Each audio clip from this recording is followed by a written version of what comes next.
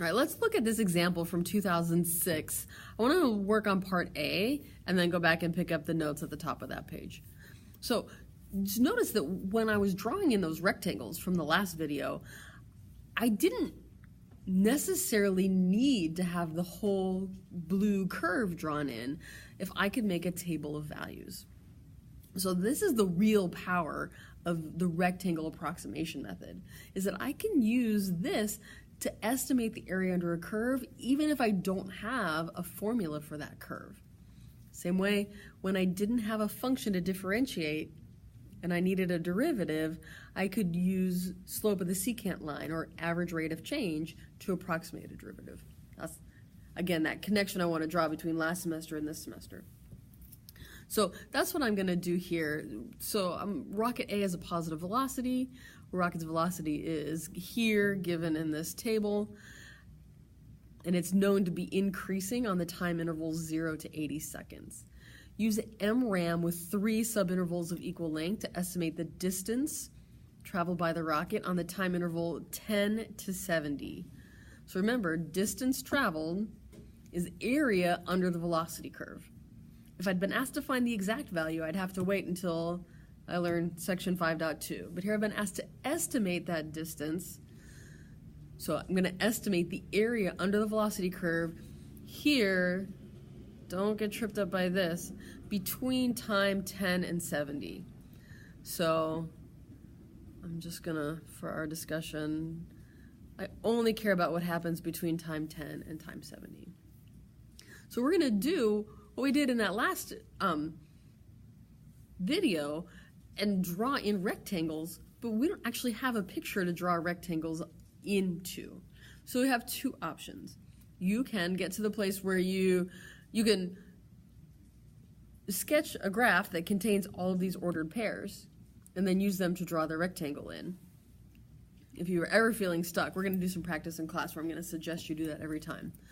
We also want to get to the place where I can figure that out. I can figure out which rectangle I'm talking about and find the areas and add them up without actually making a drawing. So I'm going to practice that. This is use MRAM with 3 subintervals of equal length, and I care about time 10 to 70.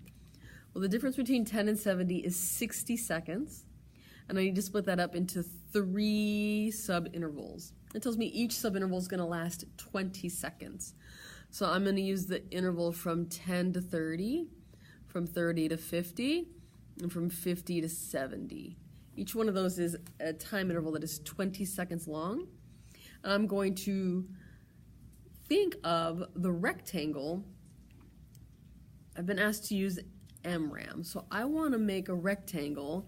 Each one of my rectangles is going to be 20 seconds wide. 20 seconds times the height plus 20 seconds times the height plus 20 seconds times the height. Those are going to be my 3 rectangles. Sometimes I like to just write that out just to get it done. So now I'm going to have to figure out how tall should I make my first rectangle. I'm going to put that number in here as the height of my rectangle. So if I think about the rectangle that covers from time 10 to 30, I want that rectangle to touch the curve at the midpoint. Well, the midpoint of 10 and 30 is 20. And I know the height of the curve when time is 20. The height of the curve is 22. That's how I'm going to get this number. The distance across the rectangle is 20, but the height of the rectangle is going to be 22. The next rectangle covers from 30 to 50. The midpoint is 40. So the height of my rectangle is going to be the y value when time is 40. That's going to be 35. Here, 20 is the width. I'm going to have a height of, this rectangle covers from 50 to 70. Halfway between 50 and 70 is 60. The height at time 60 should be 44. And let's think about the units. Every one of those rectangles had a distance across, like across the x-axis, in this case across the t-axis, of 20 seconds. And I'm going to multiply that by the height of the rectangle is a velocity value. Notice I picked velocity values every time. Measured in feet per second. So when I do those multiplications, every one of those rectangles is going to have units of seconds times feet per second. Those cancel, have units of feet. So I'm going to add feet to feet to feet to get the areas of the three rectangles are all measured in feet. So my final answer is going to be in feet. Now, we could stop and compute this. But remember, on the free response section, you don't have to do that computation. We have given an expression that someone, us or someone else, could type into a calculator to give the final answer. That's sufficient. You've given units, done. Don't worry about spending your time performing this calculation. Okay. So the result, back up to the top to fill in those notes, the result of LRAM, RRAM, MRAM, in fact, anytime you use rectangles, you could use circumscribed or inscribed, or you could change your mind halfway through, but anytime you use rectangles to approximate the area under a curve, that is called a Riemann sum, after Mr. Riemann. It's only going to give the exact answer very rarely. I'm interested to see if you can think about when a Riemann sum, an approximation made by adding together areas of rectangles, would give an exact value for the area under a curve. The one thing we know is that the more rectangles we use, the better our answer is going to be. The closer our answer is going to be to the actual value. Two kinds of error we can be sure of, and you may be asked this on the AP test. If we know that our function, the function we're trying to find the area under, let me call that f. If we know f is increasing,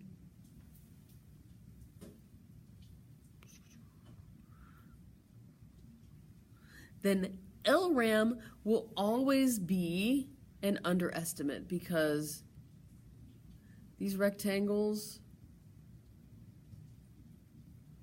will always be a little bit too short. So we'll have some space in between the rectangle and the curve, meaning we haven't used enough area. It will always be an underestimate. And RRAM will be an overestimate. If, on the other hand, f is decreasing, think about those left-hand rectangles. The left-hand rectangles are all going to be too big. LRAM will give an overestimate, and RRAM will give an underestimate. If you have a function and you're interested in the area under it, but that function is sometimes increasing and sometimes decreasing, then you will not be able to say whether your estimate, your Riemann sum, is an overestimate or an underestimate. So if you're asked about an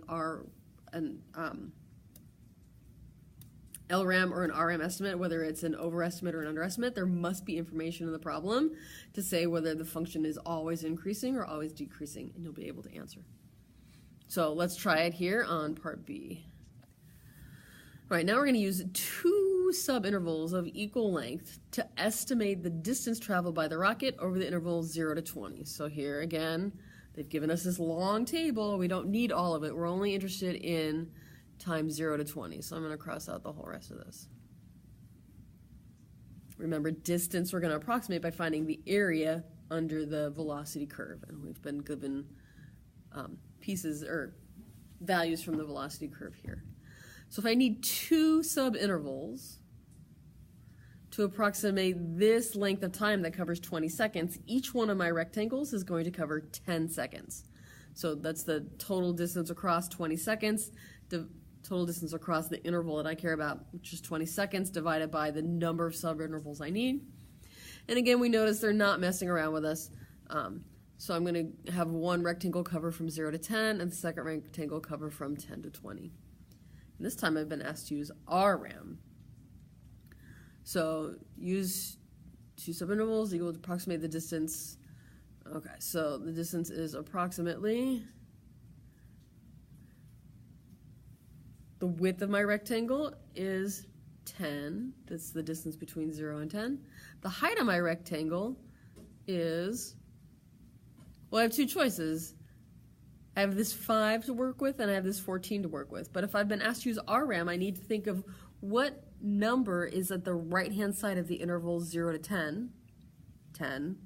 That's the x I'm going to use to figure out the y I want. So I'm going to use this output of 14 plus, again, my next rectangle also has a distance of 10, a width across it that's 10. That's the difference between 10 and 20. So it's 10, and the height I'm going to use is 22. So that's my estimate. And then the question is your answer an overestimate or an underestimate of the true distance traveled?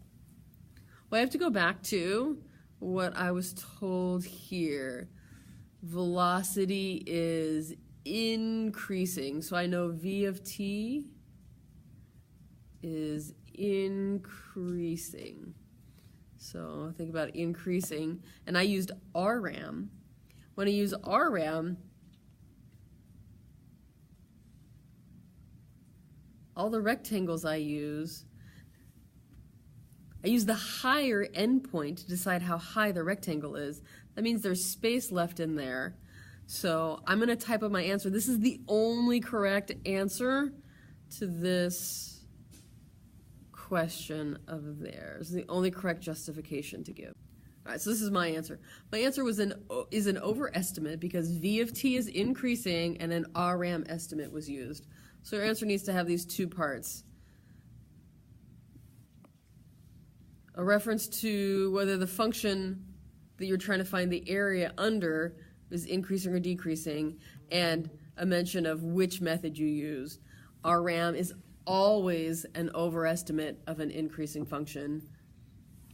So that's my justification here.